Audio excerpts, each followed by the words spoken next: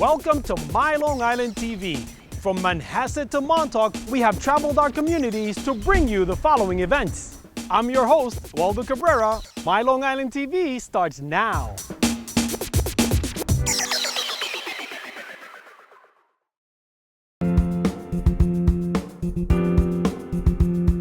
Lee Grant endured 12 years on the Hollywood blacklist, only to overcome it brilliantly by winning an Oscar as an actress for the classic film Shampoo, and then transform herself into one of the pioneering women directors of the era and win another Oscar for her film Down and Out in America. She's just the kind of guest that our audiences adore.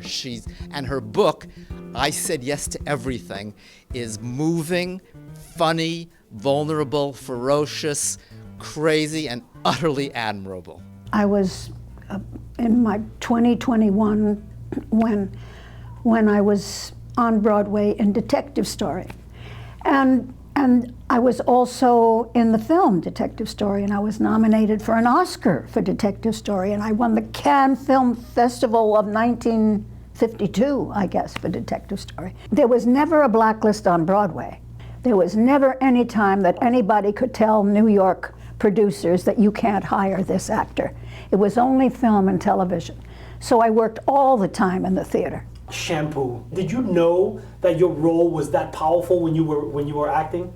Well, I didn't think of it as being that powerful. You know, I'd been nominated 3 times, and so I think that the Academy thought, oh, let her have it, you know, let her go another time and say, and the winner is somebody else. And as a matter of fact, I wrote about that in my book. I said yes to everything. That when I heard who had been, you know, chosen for the Oscar, I leaned forward and I congratulated Lily Tomlin, because I never could hear my name, and she said, "Lee, it's you, and I said, "No," and so even when I won, I didn't believe it.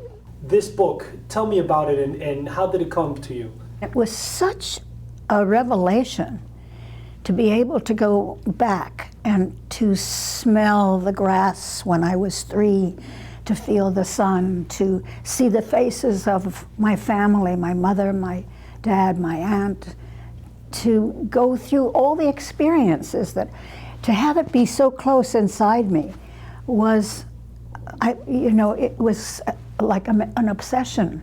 I couldn't stop writing, and I don't type. So it was all longhand, all pen on those lined papers that you have in school books. Columbia Pictures presents Shampoo. It's the story of a Beverly Hills hairdresser named George. George is